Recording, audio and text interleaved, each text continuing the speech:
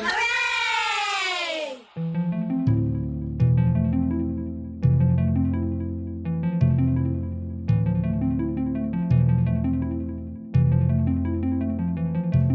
Hey folks, what's good? Welcome back to the Deron Harris Show. I'm Deron Harris. Thank you very much for coming back and joining me this week again.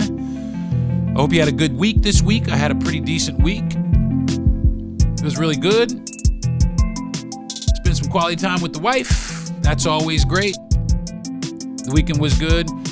Got a good weekend planned this weekend. Gonna go to Orlando and see my sons. Hopefully. My oldest son is in from Los Angeles, so I'm going to try to go down there and check him out for a little while, and also, while I'm at it, pick up my younger son and maybe spend the day with the two of them.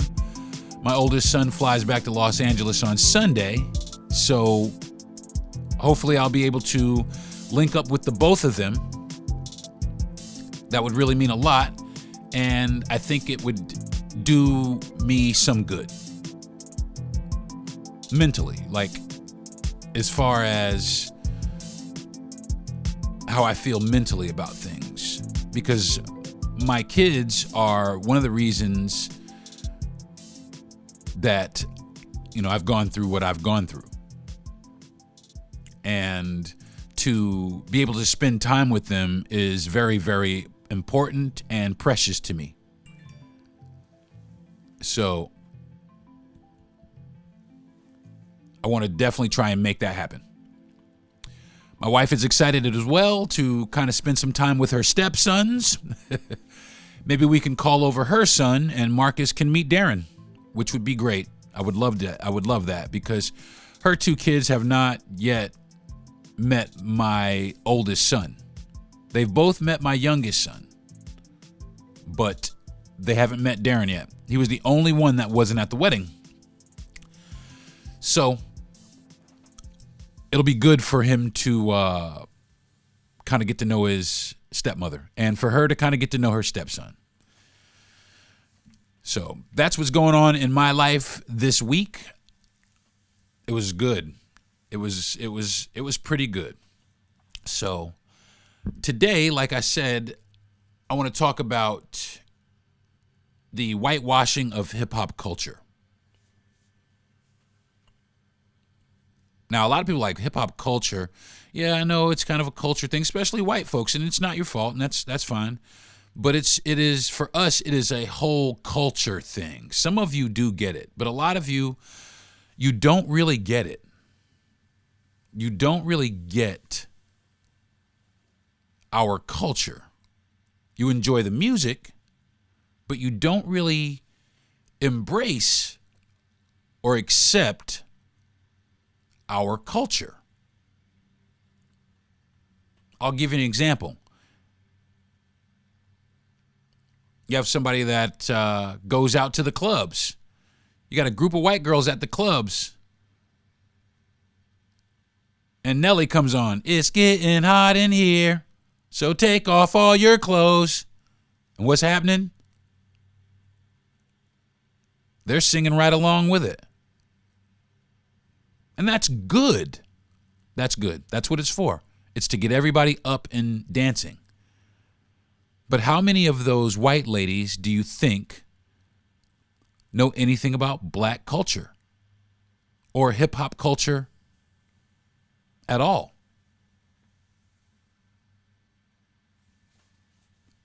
I will say this, white guys do know a little bit more because they listen to hip-hop music as well, and they listen to the harder genres of hip-hop, the harder veins of hip-hop.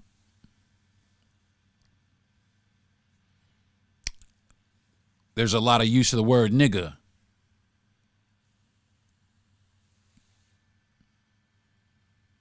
And they bump it in their trucks and their cars, and you know, who can blame them? It's good for loud sound systems, I gotta say. You know, if you got a good sound system, you definitely want to play some hip-hop music because that's really what it's made for, is bumping music around town in your car.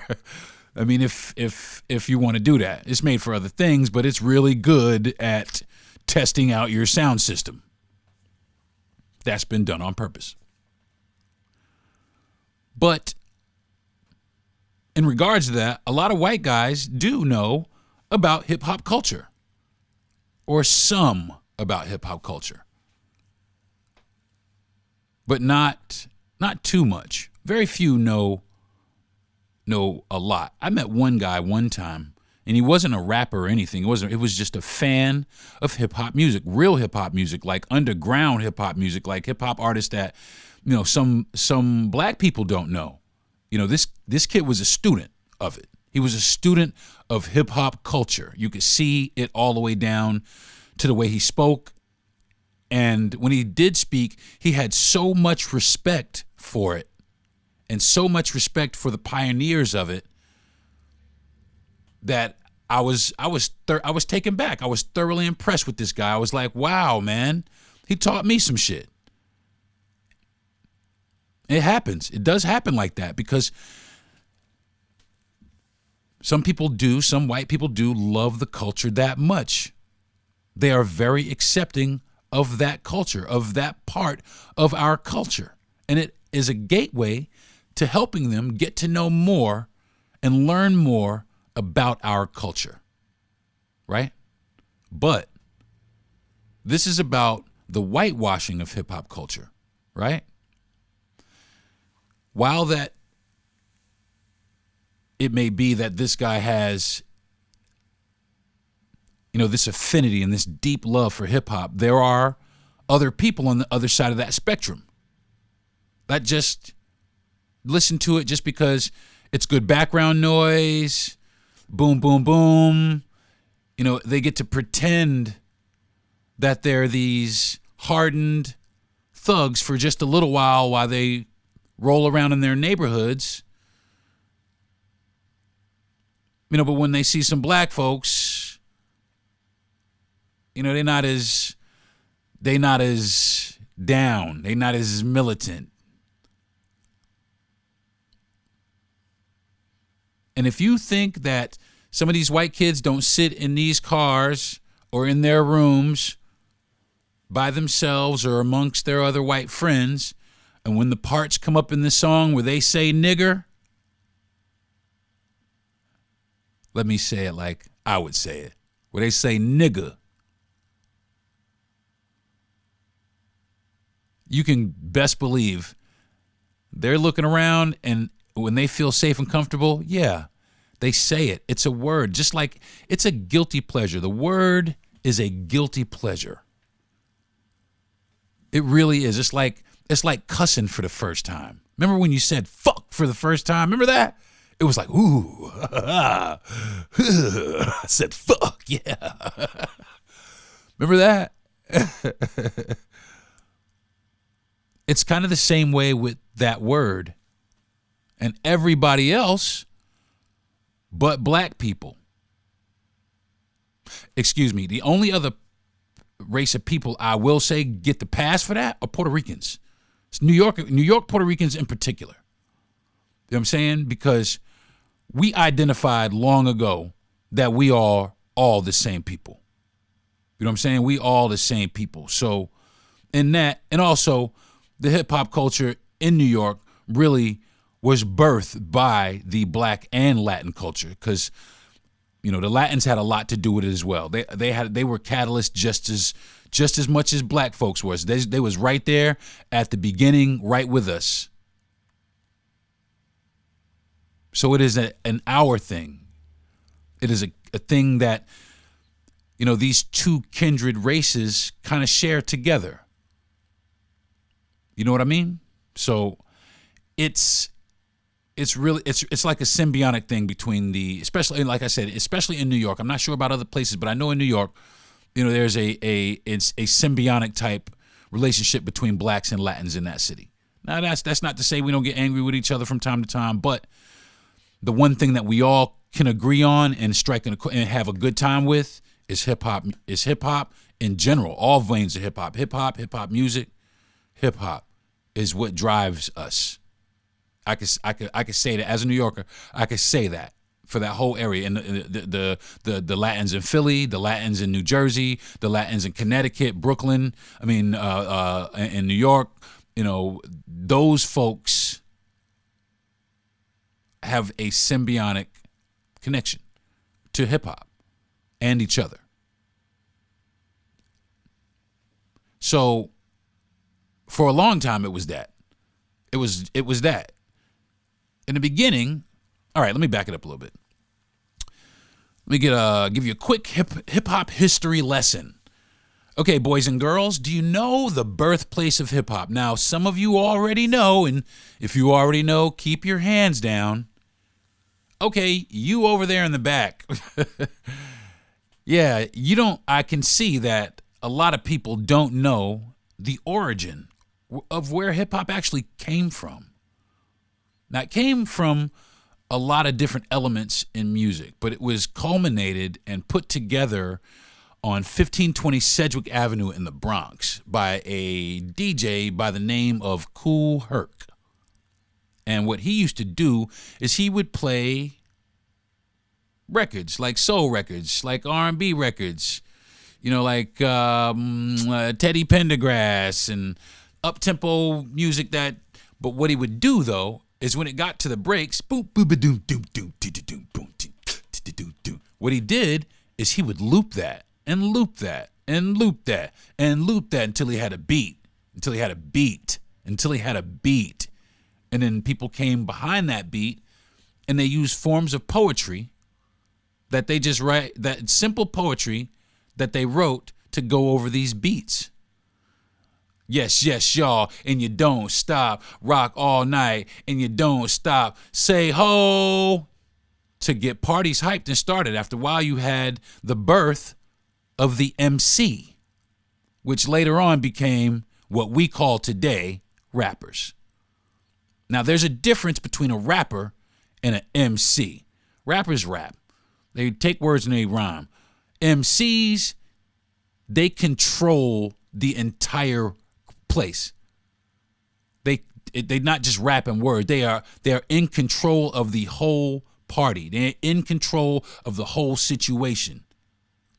That's an MC, master of ceremonies. Because I'm the master of this ceremony right here. So, in order to be classified as an MC, you had to battle other MCs for your place or your ranking around your block or your neighborhood or whatever. And this is how it was. I mean, I was there.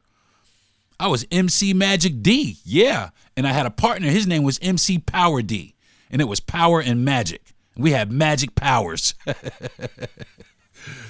Shout out to Demetrius Walker. What's up, D?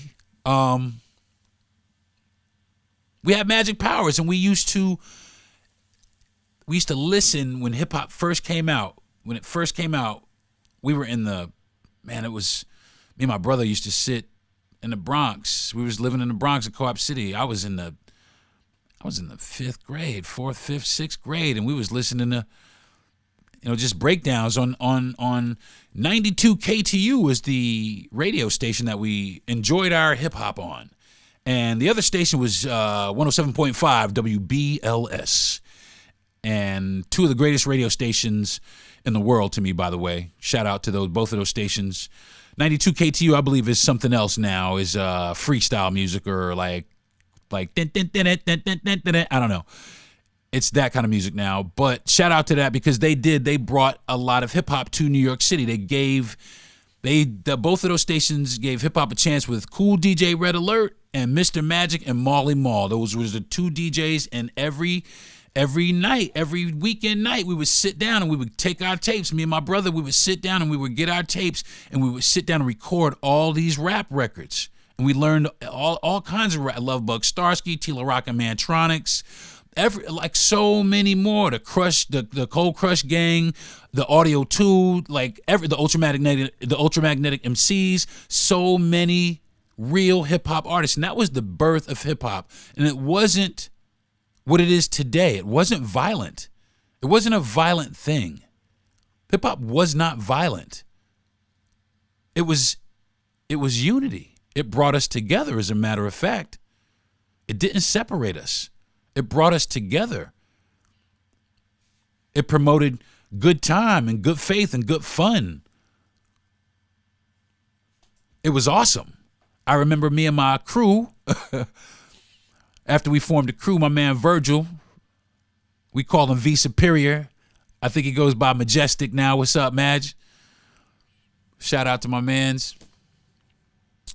And I remember we used to go to his cousin's house. His cousin had a beat machine, and we used to have to go get the beat. We got to go get the beat. You ready? Yeah, let's go. We got to go to the project. So we got to get gassed up and we got to go get the beat, right?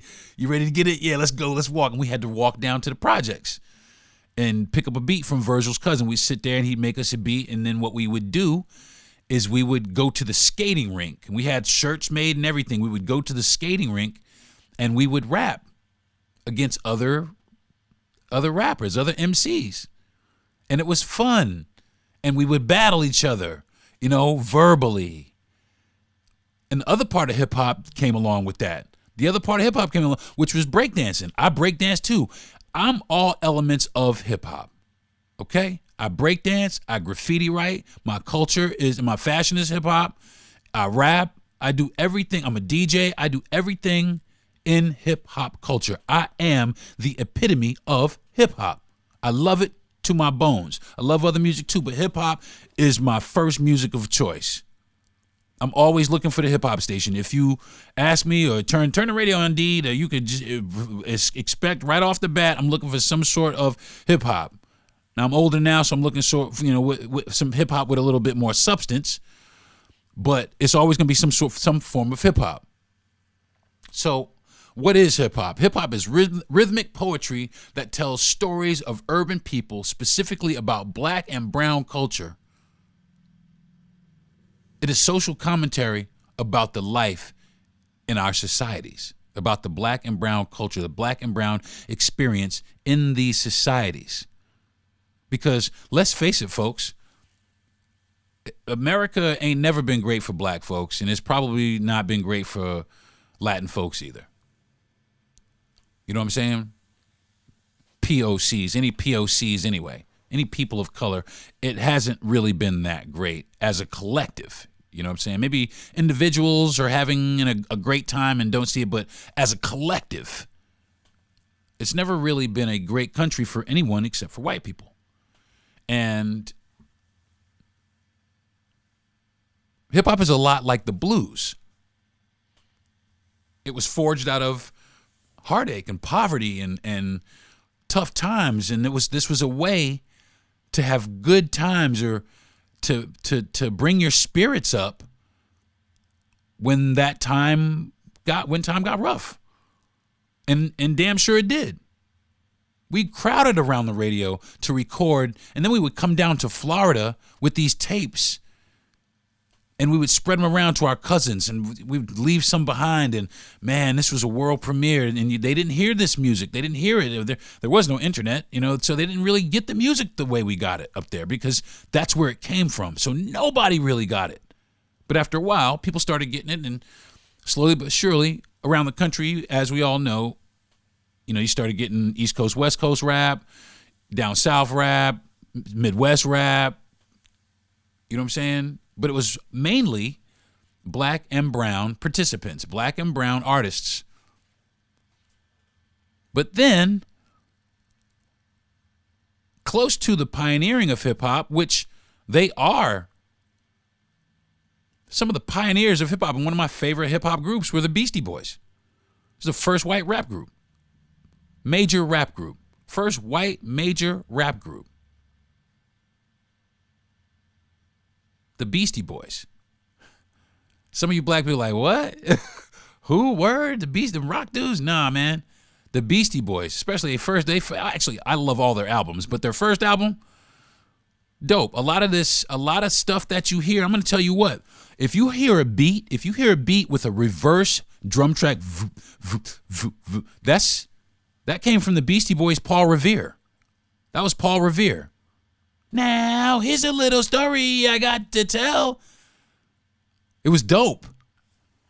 And we were together. Hip hop Hip hop took a turn for the worst, though. It really did. It took a turn for the worst when our neighborhoods started taking a turn for the worst. And this is, hip hop is the news of the streets. This is what we started writing about.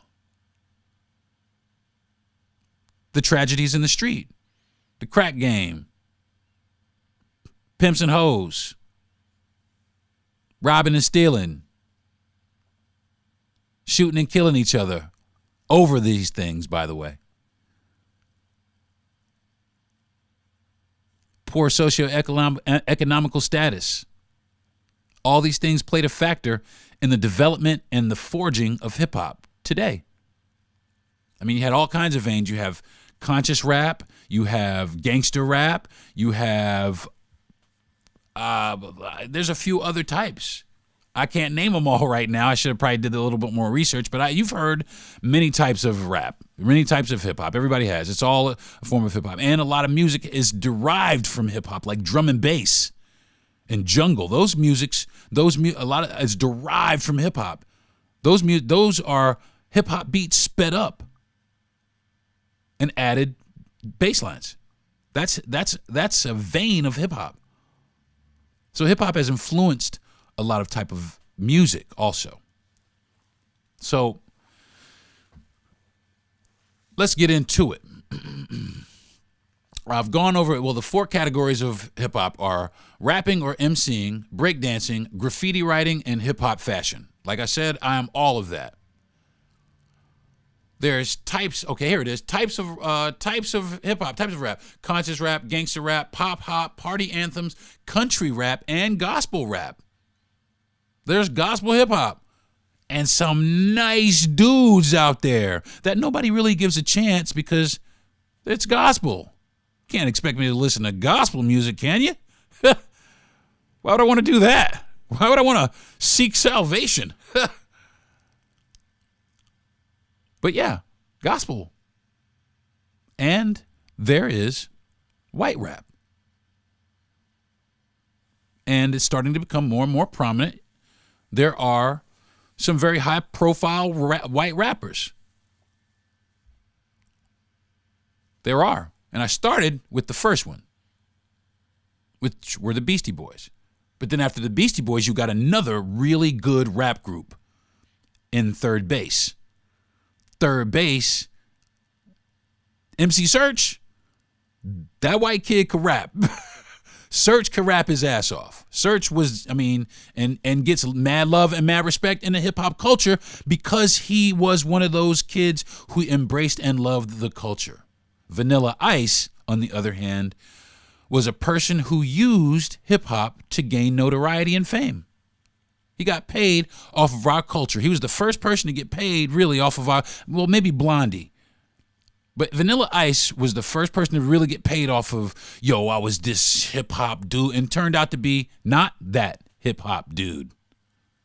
Just a white guy. And years later came clean about it. Shout out to Vanilla Ice for manning up and being honest about what you really and what you really stand for, you know what I mean? Which is cool. No problems.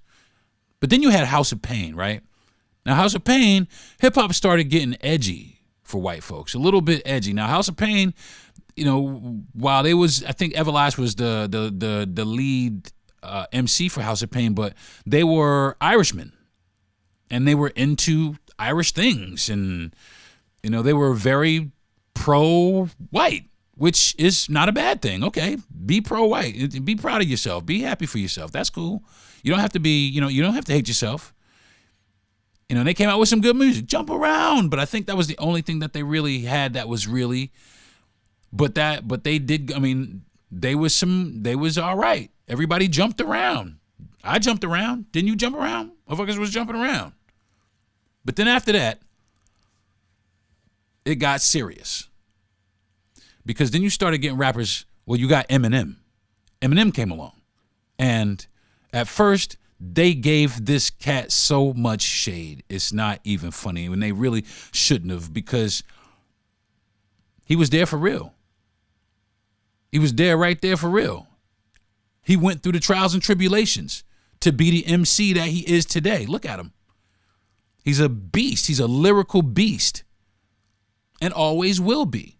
There's other people that say, I could get him now. I'm better than him. Like The Game thinks that he's better than Eminem. The Game is a great rapper, but I really don't think he's better than Eminem. I just don't. M goes places that a lot of rappers don't go, and previously to him, a lot of rappers never went.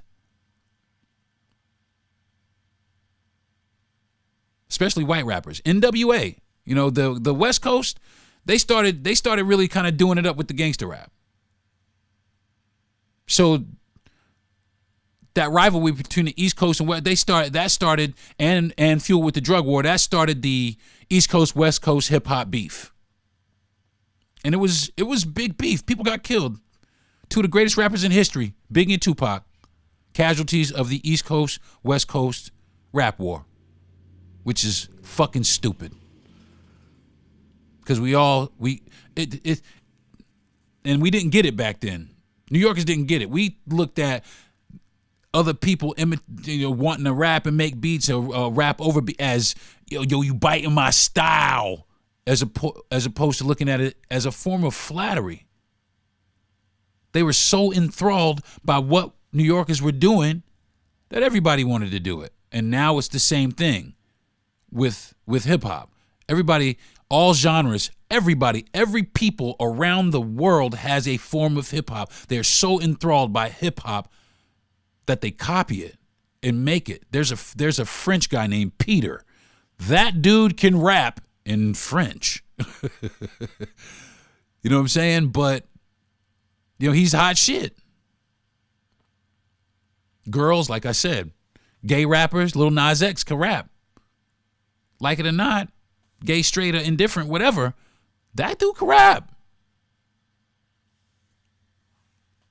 But then after Eminem, you got like, there was a genre of white rappers that came out that appealed to white college students. And it was poppy. It was pop. I called it, it's white hop is what I called it. And that's what it was. It was poppy, white hop. And there was a lot of rappers, and some rappers that actually came out of there. There's one notable rapper that actually came from the white hop and made the crossover into actual hip hop, which I love this cat dearly, and I'm sad that he's gone, was Mac Miller. Now, I love Mac Miller, and he started out as one of these bubblegummy college party white guy rappers that appealed to the young white college crowd and that crowd, not the original hip hop heads. They were trying to build a fan base for white hip hop, which, okay, cool.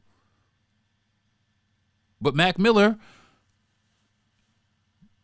something came over that cat, and he started seeking actual knowledge in that actual game, and ended up being well loved in the genre by countless like hip hop celebrities, and even godfathers like Snoop, you know what I mean, like Dre, Jay-Z, like all these cats. A lot of cats loved it for Mac Miller. He was really doing his thing. Logic was another cat. I really liked his message. His message was about mental health. A lot of people tried to shut him down because, oh, well, you soft. Nah, man, he's talking about something that's real, that everybody's feeling. You know? He really was.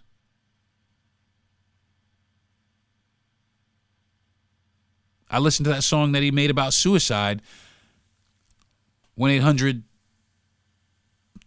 whatever the 1-800 whatever it was, I can't remember, but it was a really good song, man. It was a great song to put out.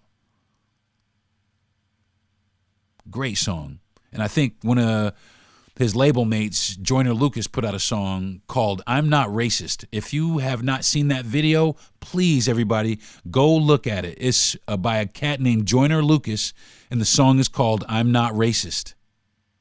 Great song. Anyway, then you got Post Malone. You have Action Bronson, and another rapper that I like, which is Yellow Wolf. That cat can rap too. Then you got G-Eazy, Machine Gun Kelly, which him and Eminem got beef now. You got two white rapper beef, which I think that's kind of wild in itself. But cool, that's okay, cool. It's good for the genre. White rapper beef. Got Macklemore, Little Dicky, Asher White, and I do like this last guy, Paul Wall. Now, if I didn't shout your name out, I'm sorry I didn't get to you, but this list of rappers, there's a mixed bag in here. All of these dudes, I've listened to all of their music, and I have enjoyed music from all of these people. Okay? I will just go ahead and say that. They all make pretty good-ass music. But who are they really making it for? You know what I mean? Who are they really making it for? I could tell you a couple of these cats, they're making it for the urban audience, not the other audience, if you get what I'm saying. They're making it for the audience that it was that it was made for originally, but B, all the other people that have come to that genre from other walks of life who have learned and embraced and incorporated this genre as part of their daily life, not just something that they visit when they party every now and then. You know what I'm saying? It comes, it really does become an absolute part of you. No matter what it is you do. If you are a break dancer, a graffiti writer, it becomes part of you. Hip hop becomes that part of you. And hip hop, as we have seen, is all accepting.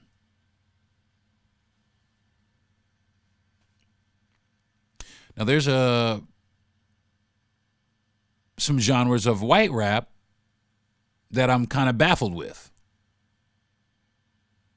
And that is white rap from the right wing. Yes, folks, there is right wing rap. I dare not call it hip hop because it's not. But I will say, I have listened to some right wing rap. And some of these dudes got some flow, man. Some of these dudes got some actual flow. Some of these dudes actually, they get it in. But their agenda, but we showed them that. We showed them that. But look at what they're using it for. They're using it to empower their ideology. We use it to perpetuate our shortcomings, the problems in our communities. We have very few black and brown rap artists that lift us up in their music. We are the only genre of people that have to talk bad about ourselves. We have to be hypersexualized or super, hyper, violent in order to get a record deal towards our own people. I heard a man say that the record labels were okay with records about promoted killing black people as long as it was promoted to black people and not white people. Marketed and promoted to black people and not white folks. That's racist as fuck and hurtful as hell. That's, and I just don't understand how that could come about. You know what I'm saying? You know what I mean? Now, back to the right-wing rap agenda. These guys are pushing their agenda, and there are right-wing rappers. There are white right-wing rappers, and there are black right-wing rappers that support the ideology of the far right. I don't get it. That's baffling to me. I just can't get it. Clayton Bigsby, like right here in your face.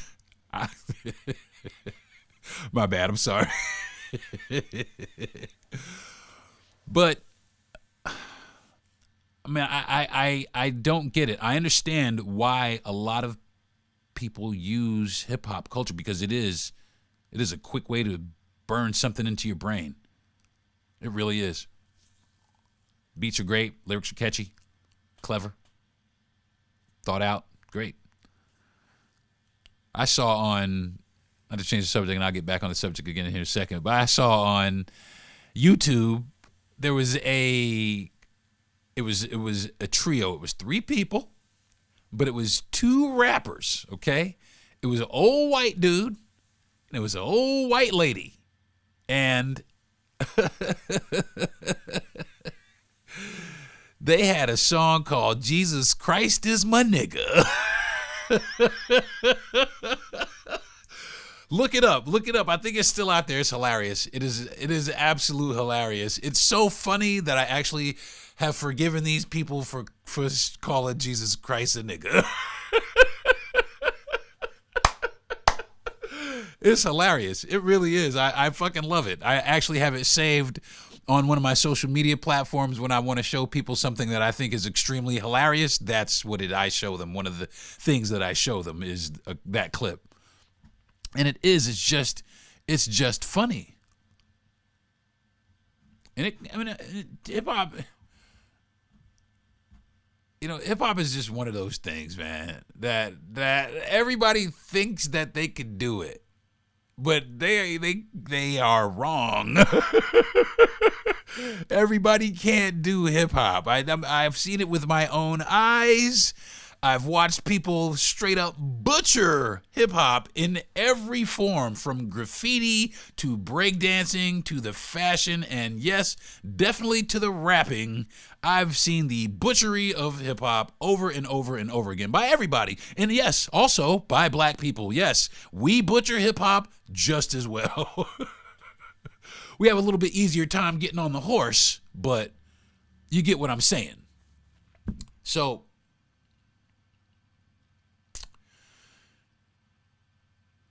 there's a few rappers that push the right-wing rap. One of them is Tom McDonald. Another one is Lil Pump. Those are white rappers that push the hard right agenda. There's a few more, I'm not gonna name them all, but I bet you guys didn't know that there are also some famous black hip hop stars that promote that right agenda as well. Bet you didn't know that. I didn't know it either. And I got to tell you, I was devastated when I found out about a couple of them. And I will tell you who they are. But first, I'm going to take a break, go to the bathroom, get myself a drink, check on my wife, squeeze the booty a little bit, and then come back in here and get back to the Deron Harris Podcast, folks. Be right back. Hi, I'm Dave. I was once a scroll troll, lost in countless amounts of social media videos, feeling triggered by other people's feelings and opinions about topics I would enjoy. I would lash out and give feedback every time. To feel so attached to what others were saying was dangerous for my mental health. Choosing to leave social media and my connected devices for a day gave me a perfect detox and allowed me to become more set in reality. No more stressing over comments, just relaxation knowing that I cannot let others' opinions bother me, giving me a sense of protection from the negativity. I feel like I've strengthened my mentality. So if you ever feel the pressure of social media controlling your emotions, remember, you have a choice. to put the device down and pick up life.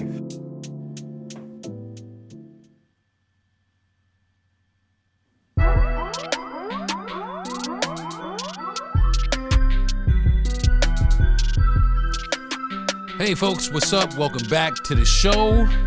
It's your boy D. If you are just joining me today, I'm talking about white hop, the whitewashing of hip hop culture.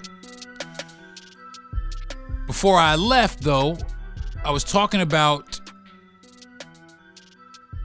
hip hop and politics and how some, well, not really, well, like I said, I won't call it hip hop. Some rap is geared towards the right wing, which I don't get that. I don't get it. But it's not all white rappers that are on this right agenda. It's not all white rappers. I was taken back by that. I was shocked. I was like, oh yeah? Well, who? Is it somebody Asian? Nope. Is it somebody Indian? No. I got it. Native American. Strike 3, motherfucker. No, it was black people. Some black rappers.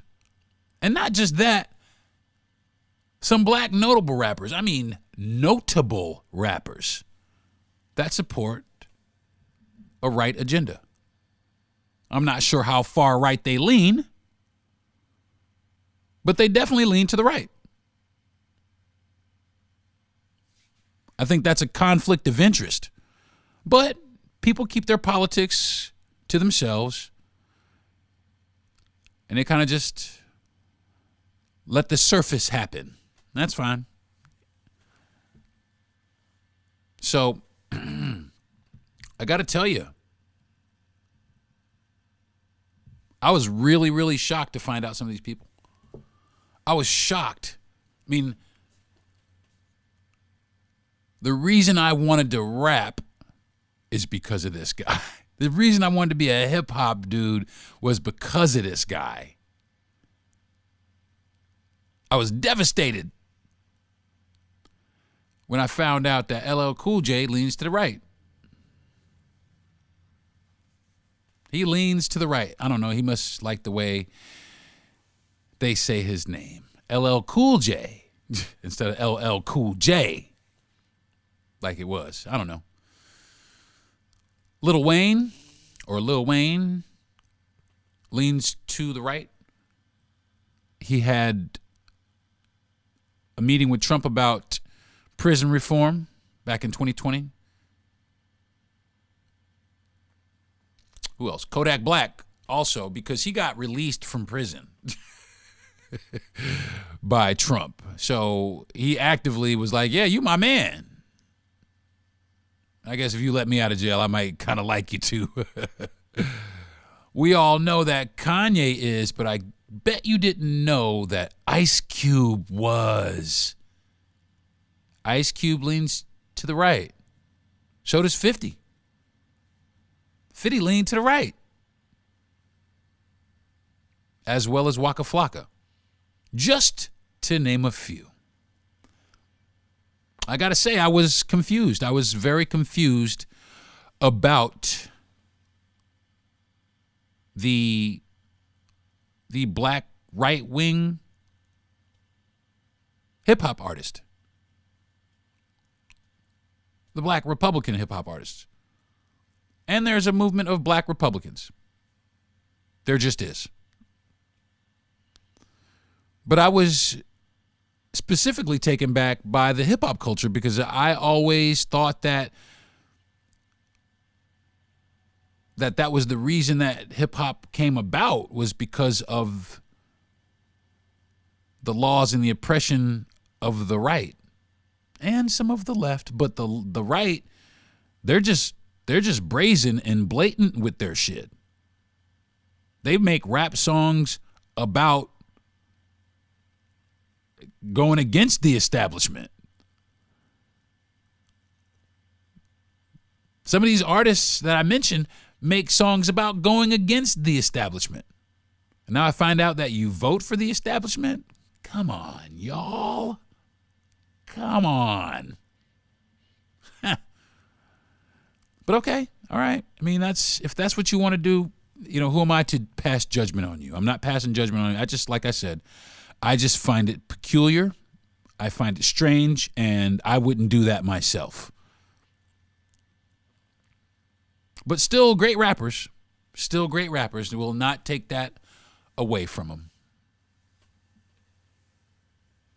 Will not take that away from them. Excellent, groundbreaking, history-making rappers.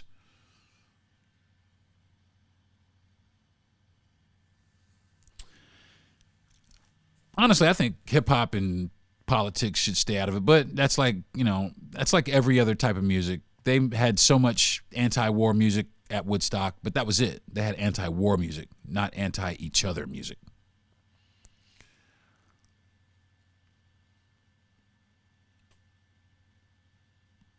I don't know, man. I'm sitting here and kind of in deep thought. I'm sorry about the long pause, but I'm kind of just in deep thought about this subject because, sometimes I'm on the fence with it. Because this is why sometimes I hate this, or I hate it, because none of these white rappers, not a single white rapper that I mentioned, not one of them had to mention killing another white person, had to mention misogynistic things or derogatory references to women. None of them had to make any of that to get a record deal. Did you notice that? You think about that for a minute? None of them had to talk about no gangster shit at all in order to get a record deal. But meanwhile, somebody who's socially conscious trying to put you on, they find it hard to give them radio play, but people out here talking about robbing you and killing you, whatever, what happens in the hood,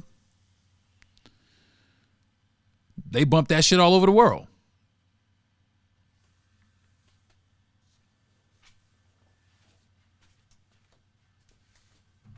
Just came in here excited. So,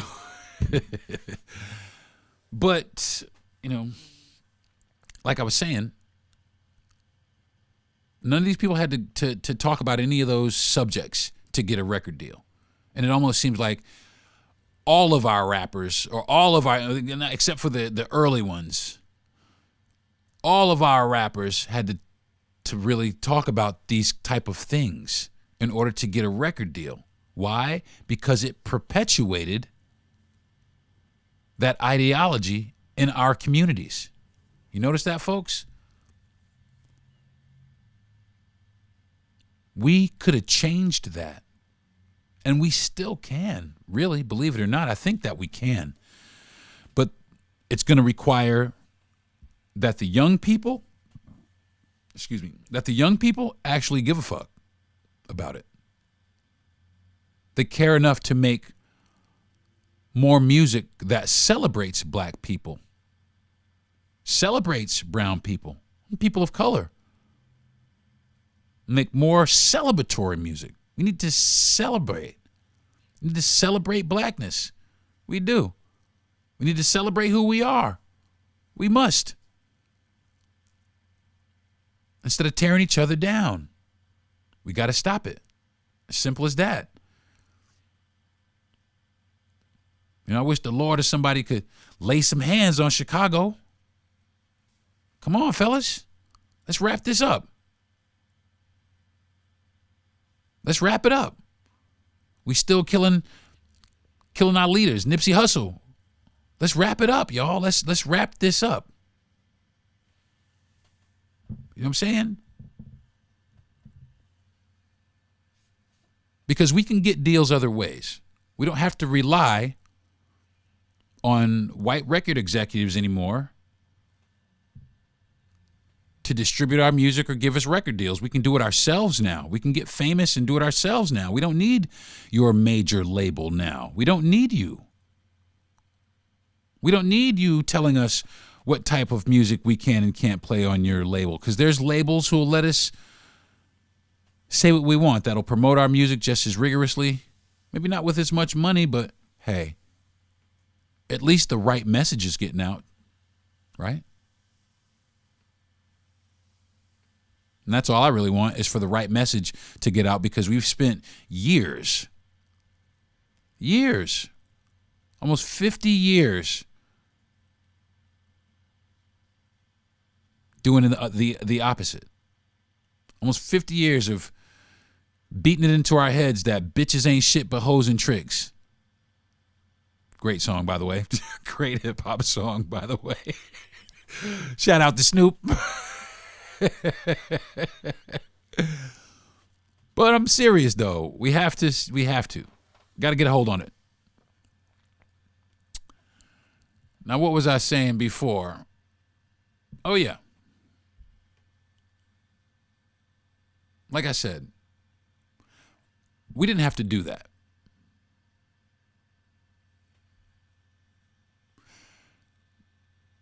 White rappers,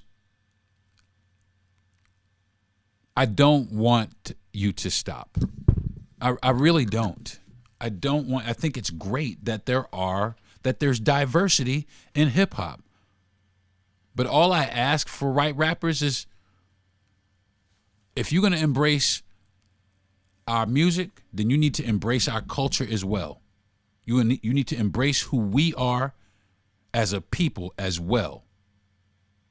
You need to be thankful for where you get this from, because you didn't create this. Because I'll tell you this right now, white rappers are called unique, they're called groundbreaking, they're called pioneers, they're called brave, while black rappers are called thugs, criminals, drug dealers, and murderers. You feel me?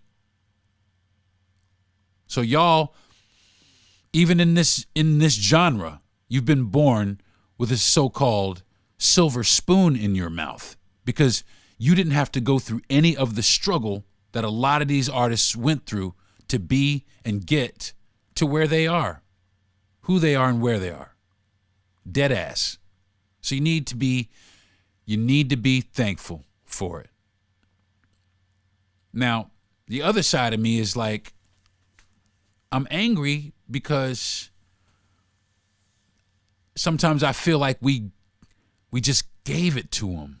We just gave it to them. We didn't do it. We stood idly by, let them take it, let them brand it, we gave it to them for the promise of money. Oh yeah, if you talk about this, we'll give you this, da-da-da. If you talk about that, and just, we gave it to them. We saturated our own people with messages of hate and destruction because we brought our best, or what we thought, and they told us in order to do this, you had to do that. And we believed it. We believed it. But you know what? We didn't give it to them.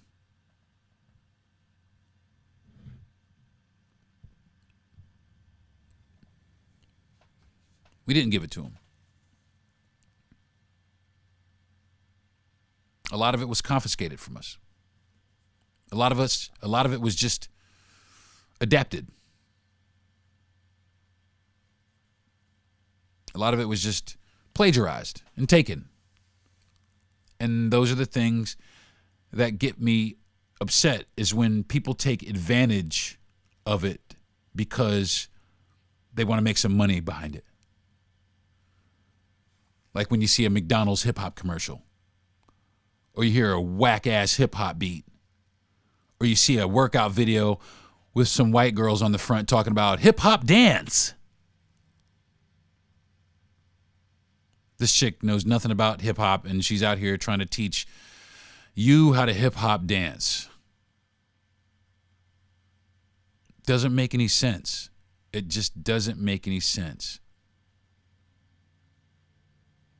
Breakdancing is different. Let me tell you why breakdancing is different. Because breakdancing is a level of skill You have to have a certain level of athletic skill in order to perform some of the tricks.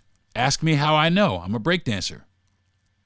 But I will say this. When I started breakdancing, I went out to California, and it was a different kind of hip-hop out there. But there was also breakdancing, a lot more, a different kind of breakdancing out there. I started breaking in New York, but they weren't breaking like they were breaking in California. When I got to California, they were better. They were more refined. I hate to say it like that, being from New York and all, but I learned how to break in California. And I'll tell you what. There were kids from all over the place, including one white kid. There was one white kid. His name was Speedy. And I wish I could find this guy. Anybody who knows a guy named Speedy who lived in Murphy Canyon at one time, tell him to DM me if you know this dude, man. I'd love to talk to this cat again. He was awesome. He was awesome. Really good friend of mine, man. Really good friend. Lost track of him, but he was a white cat that listened to urban music, that hung around not just black people, but Asian people. He hung around Latin people, Indian people. And the reason why is because we were all military kids.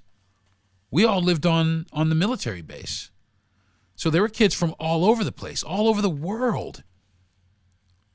All over the world that was being exposed to hip hop and hip hop culture. All over the world. Worldwide hip hop. I mean, just worldwide. Blowing up like nitro. Word. And it's so funny that now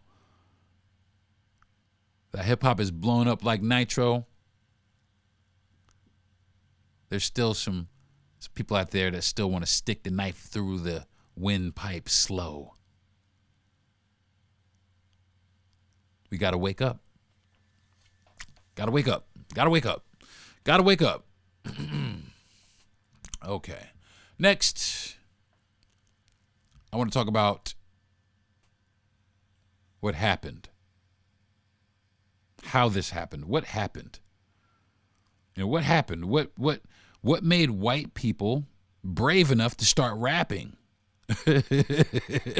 And not only that, take it to a forum where they could actually be heard. And I'll tell you what it was. It was white people in the same socioeconomical status as us. That's how it came about. They shared the same experiences. A lot of them. That's how it started. A lot of them shared the same experiences that we shared. The real ones. I'm talking about the real ones. I'm not talking about all the fake bullshit. I'm talking about the real ones. I'm saying they went through the struggle. Yellow Wolf. That dude went through the struggle. Eminem. That cat went through the struggle. And here they are. Hats off and much respect. And I'm going to take back, I'm going to recant my earlier statement. We gave it to them. We gave it to them. We gave it to everybody. We gave it to them. We gave it to everybody on the planet. You want to know how we gave it to them? We gave it to them when we started caring more about hustling in the streets than each other. When we started caring more about taking the block over instead of cleaning it up, we gave it to them. When we started caring less about our fellow black and brown brothers and sisters and started caring more about money, we gave it to them. When we started caring more about going and gangbanging and shit out here in the streets, Chicago, come on, y'all. We gave it to them. We're giving it to them. But we really gave it to them when we started really thinking that we was better than one another. All these black and brown people thinking that they're better than other black and brown people. It took our whole mind, whole focus off the prize. Took the whole focus right off the prize.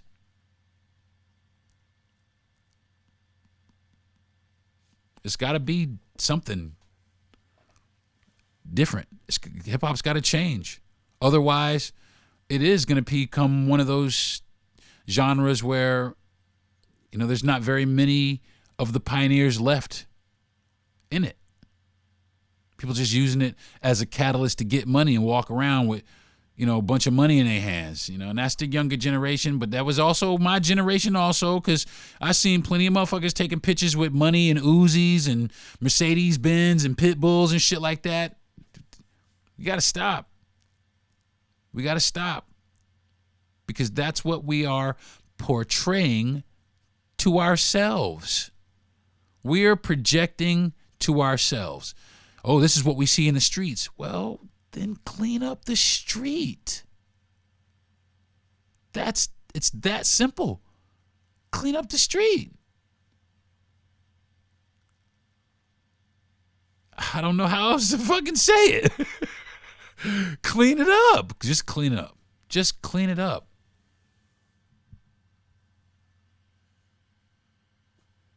It's so crazy because it's not just hip hop. We do it with so many other things. We give our culture and our heritage away, and they take it and run with it and do with it what we should have done with it, but never did with it. They take our neighborhoods. They taking all kinds of stuff from us.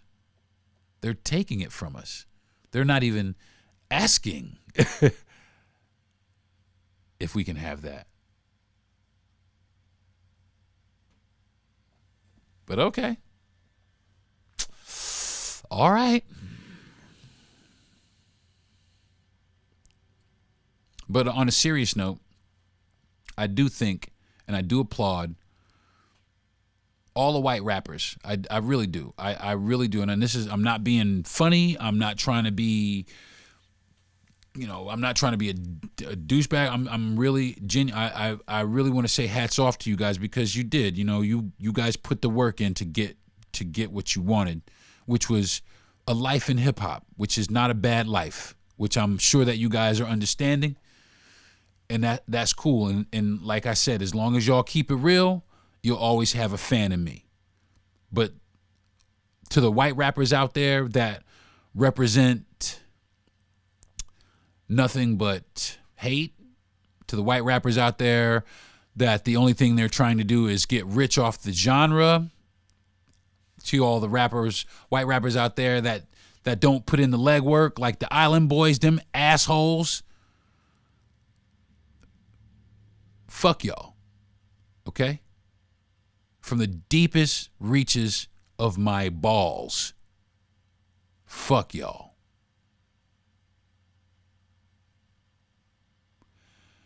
I think that is going to do it for this episode of the Deron Harris Podcast.